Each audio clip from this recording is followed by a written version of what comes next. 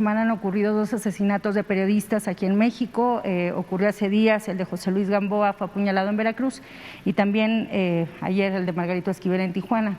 Yo le quiero preguntar, presidente, ¿por qué considera, o cuál es desde su punto de vista, por qué siguen siendo o seguimos siendo tan vulnerables los periodistas, las y los periodistas aquí en México? ¿Qué garantías también va a dar su gobierno para que podamos, todo el gremio, continuar con el ejercicio de la libertad de prensa? Y también preguntarle si no considera que las críticas que se hacen desde un foro tan relevante como son la conferencia mañanera aumentan los riesgos para el gremio periodístico. Muchas gracias. No, esto último no, esa es una especulación. Yo diría que incorrecta. O sea, no tiene nada que ver. O sea, si analizamos caso por caso, no hay ninguna relación. Pasado mañana, que es el informe sobre seguridad, se van a hablar sobre estos casos, o sea, sobre los móviles, sobre el por qué estos asesinatos. Ahora, al contrario, hay 2 cosas distintas. Una, que no se persigue a nadie desde el Estado, como era antes, y ojalá y eso lo acepten.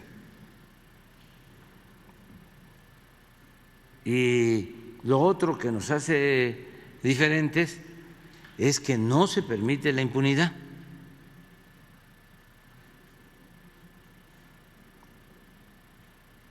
Pasado mañana vamos a hablar de ese tema. Claro, nuestros adversarios pues aprovechan todo para atacarnos, pero en realidad, en el fondo, no es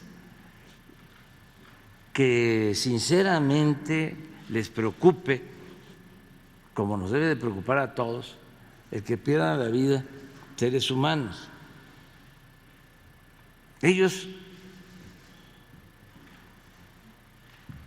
lo que buscan siempre es sacar provecho hasta del dolor humano, siempre y cuando sea para afectarnos.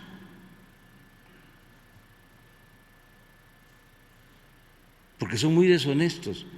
Si tenemos diferencias políticas, ideológicas, en ese plano, en ese terreno, tenemos que dirimir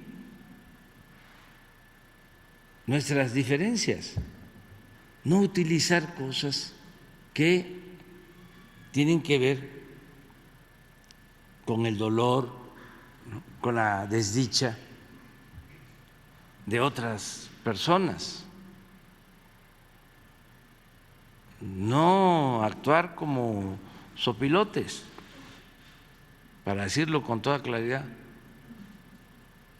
Estamos en un proceso de transformación, están muy molestos algunos, sobre todo los de la élite, los de arriba, no todos, pero la molestia no es de los pobres, no es de la mayoría, la molestia es de la cúpula que vivía colmada de atenciones y de privilegios y que medraba y que oprimía y que se robaba el dinero del pueblo. Ellos son los que están inconformes, los que hacían jugosos negocios al amparo del poder público, sus voceros, los intelectuales alcahuetes y algunos también que, aunque parezca increíble, les gusta la corrupción. Es una especie de masoquismo que hay en ciertos sectores, que en vez de estar en contra del régimen corrupto que imperó durante mucho tiempo, lo defienden a capa y espada y nos ven a nosotros como demonios porque estamos combatiendo la corrupción y la impunidad. Pero bueno, somos libres y es un proceso que estamos viviendo en México muy interesante por eso, porque ya no hay simulación. Antes habían escritores, periodistas, conductores de radio, de televisión, intelectuales que hablaban de que eran independientes, que pertenecían a la sociedad civil, que no tenían partido, y ahora ya, pues es más que claro que se han agrupado en contra de lo que nosotros representamos. Es fuera máscaras. Y eso es muy bueno porque se termina con la simulación. Es como ahora que viene lo de la aprobación o no de la reforma eléctrica. Va a ayudar mucho a la definición, porque con mucha claridad se va a saber quiénes están a favor de que se fortalezca la Comisión Federal de Electricidad, que es una empresa pública, y quienes están a favor de Iberdrola y de las empresas extranjeras y también de las empresas nacionales que reciben subsidio en el mercado de la energía eléctrica. Va a quedar muy definido. Eso es mucho mejor que estar simulando con la política robalera, porque solo el robalo es el que anda en dos aguas. Aquí es definirnos, nada de medias tintas, nada de estar engañando, que estamos a favor del pueblo y estamos en contra de la corrupción.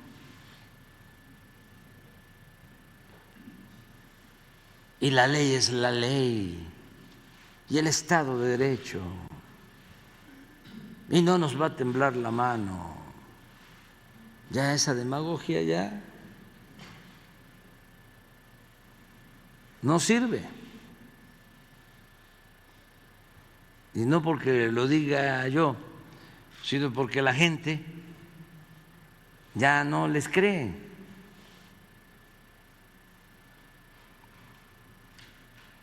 Yo celebro pues que se definan. Eso es mejor. Antes que habían dos partidos, ¿no?, que también engañaban, que eran distintos. ¿Se acuerdan? ¿Cuánto tiempo engañaron de que eran diferentes? En honor a la verdad. ¿Qué se nos va a olvidar eso? Para los jóvenes que le den una repasada a la historia de los partidos políticos en México, cuándo nacen, cómo se transforman, cómo se desarrollan. Hasta hace poco habían dos partidos supuestamente diferentes.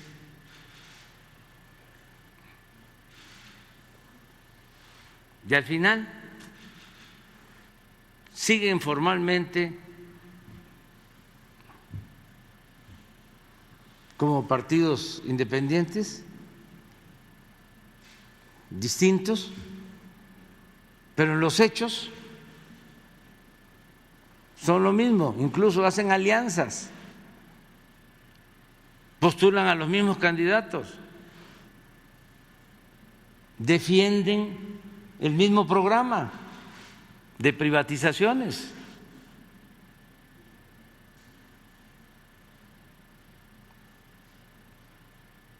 Entonces ya eso se terminó.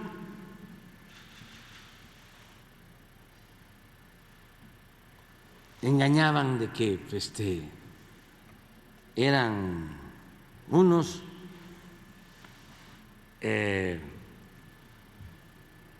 corruptos y otros eran gentes de bien. Nada, hipócritas. La única diferencia es que unos eran corruptos cínicos y los otros corruptos hipócritas.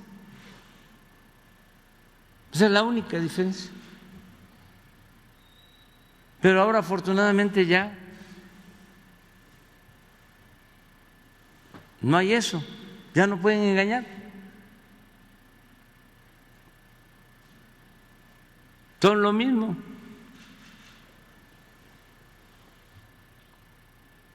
Y esto es muy bueno. Yo recuerdo que me tocó dirigir un partido en una circunstancia muy difícil porque el modelo que ya habían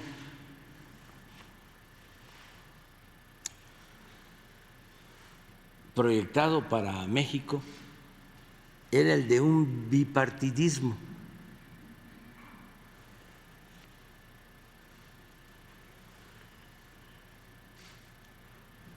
En donde las cosas siempre fuesen igual, pero engañando de que había alternancia, de que no estaba solo un partido, sino que entraba otro al gobierno, pero en el fondo se buscaba que fuese lo mismo, lo que se llama gatopardismo, eso que consiste en que las cosas en apariencia cambian para seguir igual. Entonces, dos partidos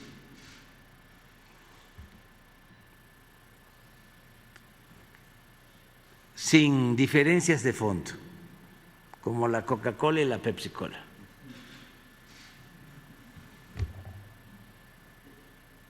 Y yo me propuse, junto con otros, desde luego,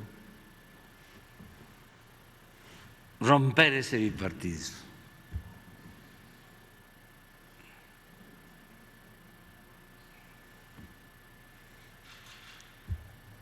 Y lo logramos. Me acuerdo en una elección en 1997, esto para los jóvenes, por primera vez el partido que nosotros representábamos logró el segundo lugar en la Cámara de Diputados.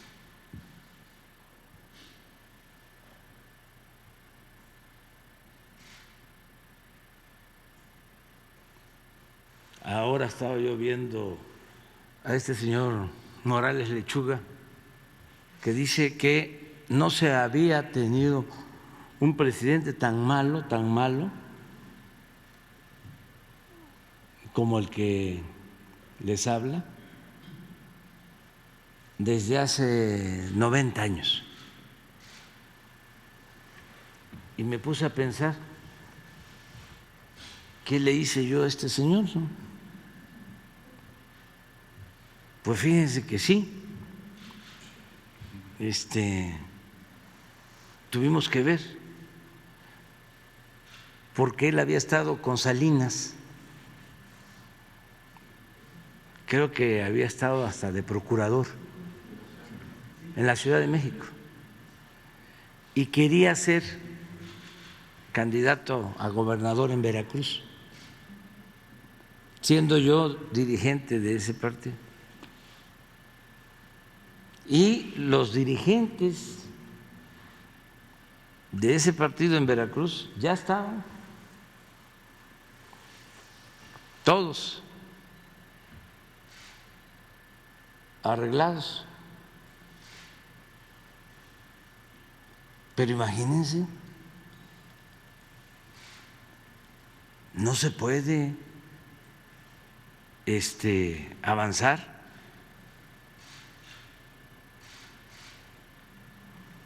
sin autoridad moral, no se pueden dejar trozos de dignidad en el camino. Entonces, recuerdo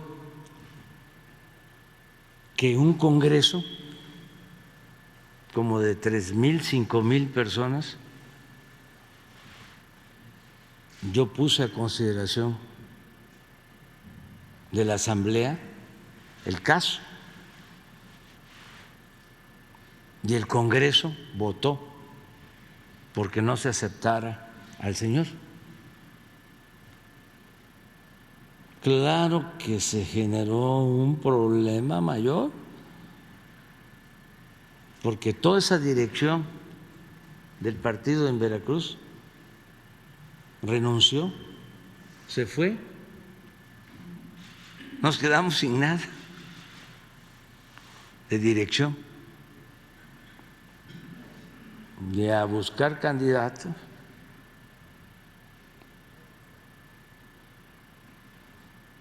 Que era muy difícil, pero es a veces mejor perder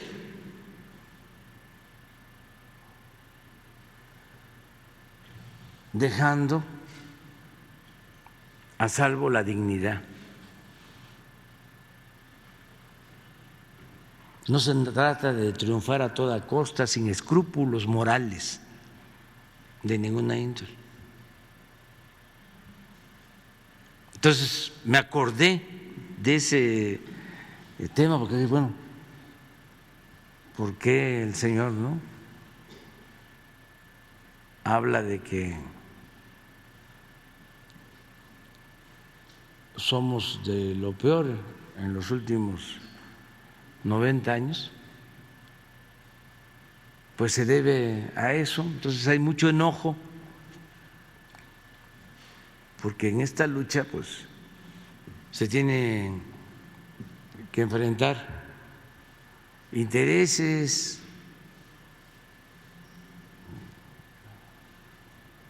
creados, privilegios, pues es normal que no nos quieran, pero también que eso es la parte que reconforta. Hay mucha gente que nos apoya, mucha gente. Y a veces hablan de polarización. Pues no, La polarización es por la desigualdad. La polarización es porque hay una monstruosa desigualdad. Una minoría tiene mucho y la mayoría tiene poco. Esa es una polarización. Pero en lo político, no,